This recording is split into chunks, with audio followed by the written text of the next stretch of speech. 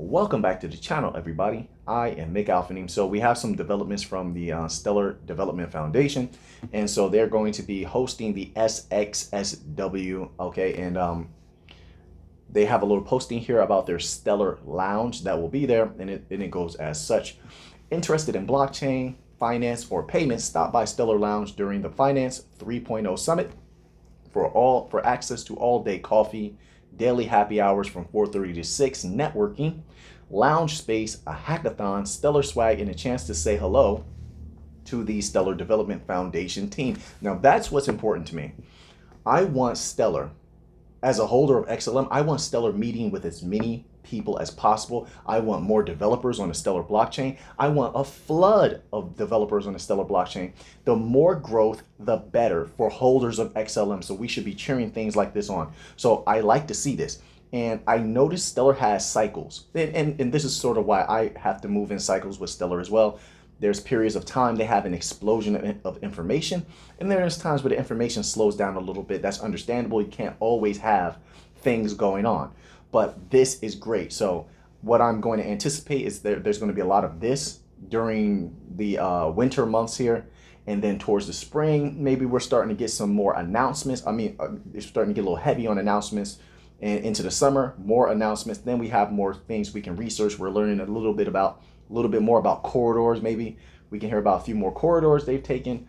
Maybe there's some central bank digital currency news, because there's a lot of experimentation going on right now.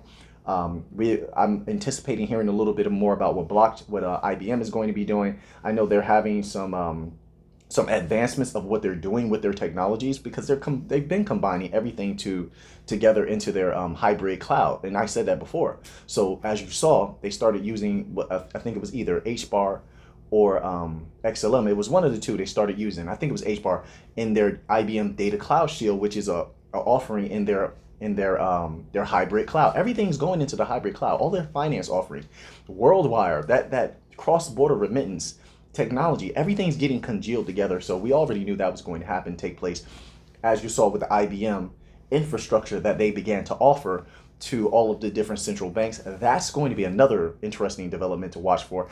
I don't know if they're going to have something necessarily happening this year. I would hope so. I would love for that to happen, because that price would raise a toe. Okay, raise a toe. But we have to wait. Right now is a game of patience, really. We have to allow them the time to have meetings, to bring in more developers and do their job. So there's not always going to be a lot happening. I have this understanding. But so I like to see things like this, because it shows that they're still ambitious. They still want to grow, and they're going to be active. I would love to see them develop their community more, sort of like what Algorand does. And I would hope they even just reach out to Algorand. Like, if you don't know how they're doing what they're doing a fantastic job over there with their community. Get the community involved. But I think, and we're going to cover a document in a few moments, that actually shows they want to expand community outreach. I believe that's what they said. We'll get to that. But I want to see more of that. I want to see an explosive amount of interaction from Stellar with everyone across the board. Sort of like what Algorand is doing, and also like what Hedera is beginning to do. They're becoming extremely active. HBAR is going to explode. Mark my words. Not financial advice. I'm not a financial advisor. HBAR is going to make a lot of people a lot of money, and soon. But anyway, let's go back to XLM here. So we have another bevy of tweets here, which were interesting, and it shows you how things are trending. Remember, I told you stable coins are the doorway for the governmental officials to begin accepting something that is very similar to a cryptocurrency banking rail, a bank coin. Okay, it will open a door, and the flood of bank coins will go through. But let's read these tweets here, and we'll tear these apart a little bit. So these are from the esteemed Denelle Dixon, who, in my opinion, has been doing an amazing job. Tweet number 1. The burst of energy in DC around stablecoins is encouraging. So a burst of energy, that means that they're looking at things positively. We already knew they wanted to wave the white flag on stable coins, because what some governmental officials are understanding is, in order to compete with the world, the rest of the world, which has already taken off when it comes to digital currencies.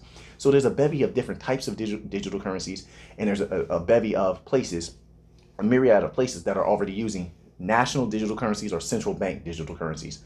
They've left the United States in the dust, okay? So what the United States can do, if they wanted to catch up, to sort of catch up, it wouldn't be fully catching up, but sort of catch up, is adopt stable coins, because they already have the infrastructure set up. So essentially what they will be doing is adopting something that already exists and is very powerful, very efficient. Not the most efficient, because the banking coins are much more efficient, but it gets them close to keeping up, just enough to maintain dominance, and that's what they want. So stable coins are a great door opener, and it makes it easy for the government to say, yeah, we might need to accept these things if we want to remain in this alleged high and mighty position. You get what I'm saying? Let's continue on here. From the hearings to new proposals, we are seeing bipartisan focus. Of course, you have to be in agreement across the board, because right now what's going to happen is either you're going to rise together or you're going to sink together. That's it. That's it. You're all on the same United States boat, ship, and you're either going to rise together or fall, because other countries are on the rise. And they are taking off in the next 10 to 15 years. I told everybody, in the next 10 to 15 years, there are going to be economies that explode. There's going to be a lot of money coming out of those countries. Their development is going to be unbelievable, exponential growth. And what comes with that? Power. And a lot of the world is tired of the dollar being the reserve currency. And now, of course, you know why. You have to understand why when you understand fiat currency. The very etymology of the word fiat it doesn't bode well. All right, so it says, let's continue on. You guys distracted me out there.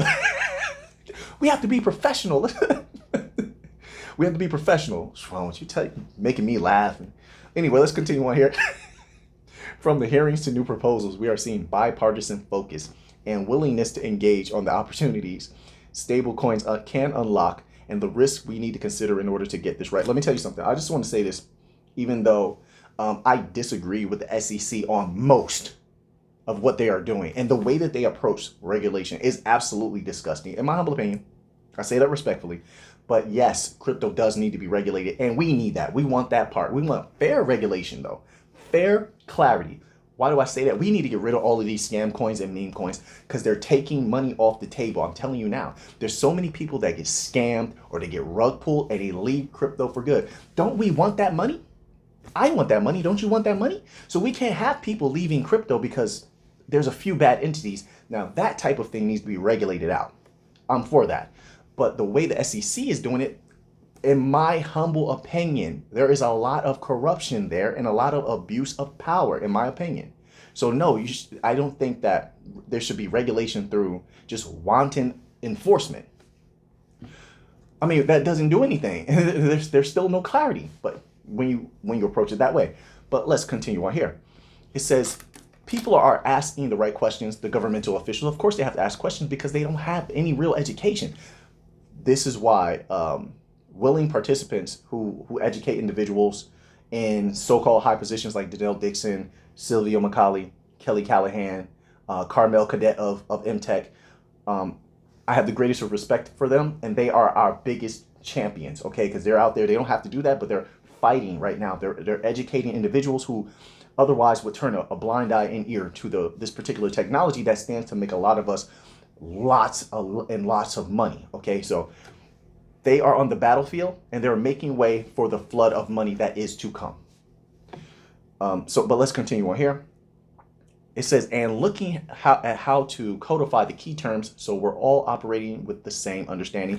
That is very important also, and I'm glad that Denelle Dixon is so great at what she does. And I highlighted this last year that they were using certain terms in crypto and extrapolating in the wrong ways. For instance, when they used to say crypto, they would congeal the meaning of crypto with Bitcoin.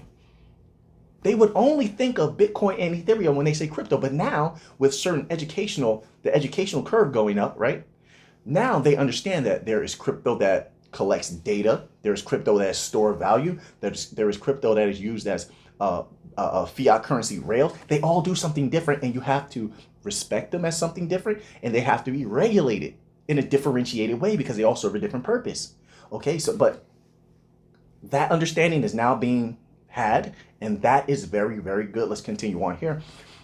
Number 3, tweet number 3. Don't get me wrong, we still have a long way to go. I agree with that. I agree with that because now, see, but at least we're getting a start. This is great progress. We're educating them. So the education curve is getting a little higher and it's a little bit better. Now, and also infrastructure is getting set up. You see what MTech is doing with HBAR? Oh, HBAR is going to take off. MTech's doing a great job. Carmel Cadet, I just want to say you're doing an amazing job. Sorry about that, everybody. I forgot to put the microphone back on. Bear with me here. So Carmel Cadet has been doing an amazing job. IBM has done an amazing job at how they're setting up infrastructure. Also, Ripple has done a great job with infrastructure they're setting up for XRP. So everything has been going great up to this moment. But so far, we're moving at a better pace towards mass adoption, which means what for you and I? That means lots of money. Raise it to. That means that price is going to raise a little bit faster if we can keep this pace. There's no guarantees, but we want to keep this pace. Right now, everything's moving at a great pace. This is very, very good.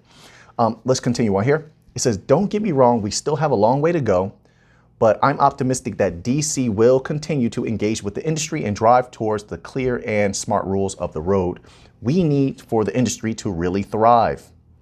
If there's somebody who left a tweet underneath Denelle, I don't even want to read that, but listen, I'm going to comment on that comment. Okay. When it comes to bank coin holders, I think many of us, we just want to make money off of the banking coins. Then once you have that money and power, then you can do what you want. Let's say you want to change the world. You could take that money and I guess you can take your shot at changing the world. Let's say you want to live better. You could take that money from the CBDCs or whatever's going to be rolled out on XLM, XRP, HBAR, Cello, Algorand, and then you can live a better life. It's not about the CBDC. So whether CBDCs are centralized, decentralized, who cares?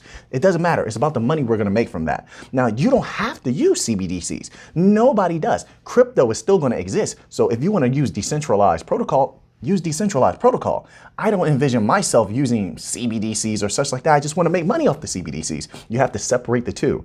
The willingness for the people to actually use those particular things versus the willingness of the people to make money off of those certain things. Like you can hold a certain stock. It doesn't mean you support what the stock is doing. That means you want to make money from the stock because you see that there's going to be a parabolic run and exorbitant amount of capital being made. And so you invest in that stock, take the money, and then you can do something great with it if that's what you should so choose. And you don't have to necessarily support what the stock is doing or the company is doing. I'm sorry about that stock, but you get what I'm saying. I think a lot of people get that confused. They're like, you support CBDCs. They're centralized, they're government. Crypto is against government. I don't know about all that. I'm here to make money. But what I will say is that the people that support the bank coins that they're going to act as bridges for central bank digital currencies or act as wraps or rails for central bank digital currencies, they don't have to necessarily use the CBDCs. Nobody does. Nobody's going to force anybody to do anything. But they can still make money from it. And there should be no problem with anybody making money anywhere that they can. That's not bad, not illegal. Encourage money making across the board. As long as it's legal and it's good, make your money.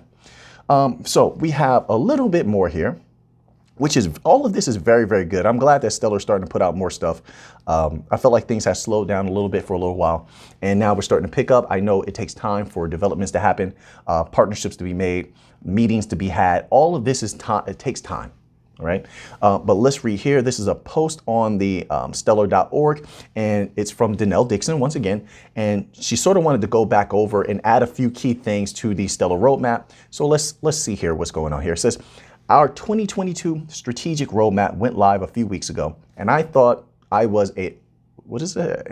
this was a good time to revisit our vision of 2022. We now have 3 building blocks to guide SDF's path forward in supporting and growing the Stellar network, ecosystem, and community.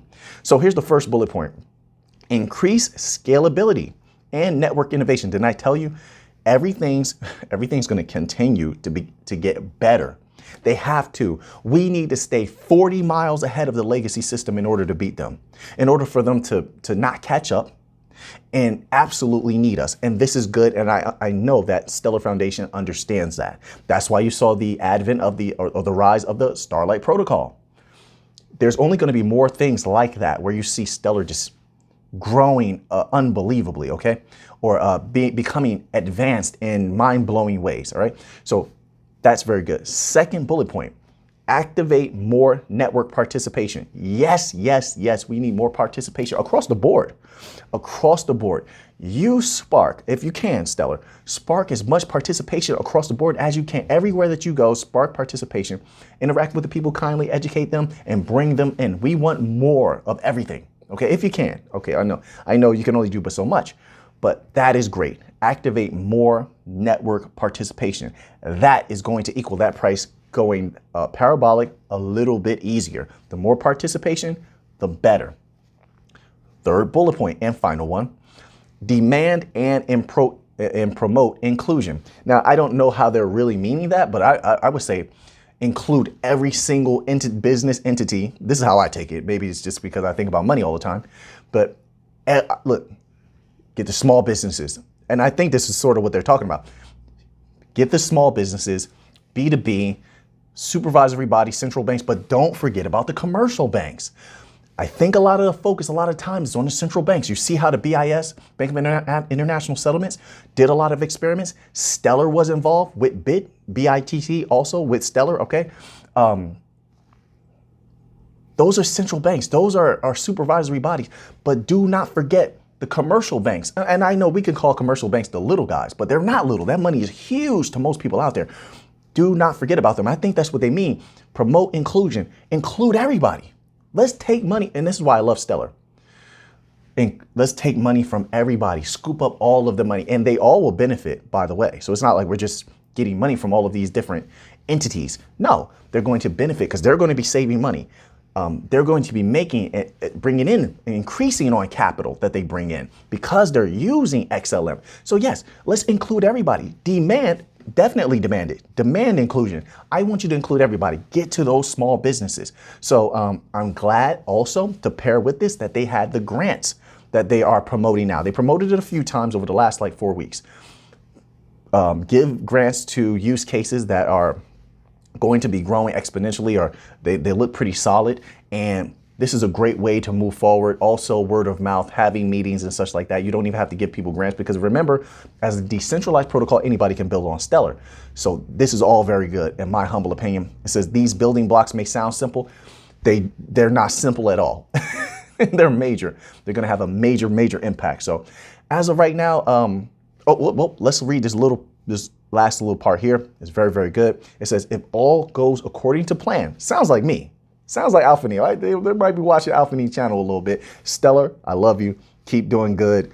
I do enjoy reporting on you. So let's read this last little bit. If all goes according to plan, by the end of 2022, we will continue to be a blockchain leader in inclusion and interoperability, but also, this is key. Look how they phrase this, but also a cutting edge innovator. Why would they say that? Because they have certain things that are coming. I'm just going to assume, no guarantees, of course. They have certain things coming that are going to blow your mind. You see how they gave you a taste with the Starlight Protocol? Then they gave you a taste with the smart contracts. You don't think that's all they had up their sleeve, do you? Did you? No, the magician isn't done yet. And Stellar, I believe, has a lot that's coming that is going to blow people's minds. Just my humble opinion, not financial advice. All right. And so, but look at every word that is here is meticulously chosen to convey a certain message. Okay. Nothing here was just written willy-nilly. That's not going to happen with a foundation like this. Let's read that again. But also a cutting edge innovator. And they said by the end of 2022, they're literally telling you that there is something coming. something major coming. By the end of 22, they'll also be a cutting edge innovator. I'm waiting to see. I'm excited, Stellar. I want to know what's coming so bad because I know it's going to be delicious, and that price is going to make that price increase to where it can go. Every little bit, every little step increases the amount that Stellar could go to. Okay. But we shall see. So let's finish that out. But also cutting edge innovator, still focused on the same mission with the same sense of integrity that I like. Yes. So all of this is looking very, very good. I'm excited to see what's going to be coming up this year for Stellar, what's going to be happening, what's going to be announced, what developments they might have, additions to how efficient the protocol works. But it's all looking very, very good. So now that you have that information, what are you going to do with it? I know what I'm going to do with it. So until next time, let's get to the money.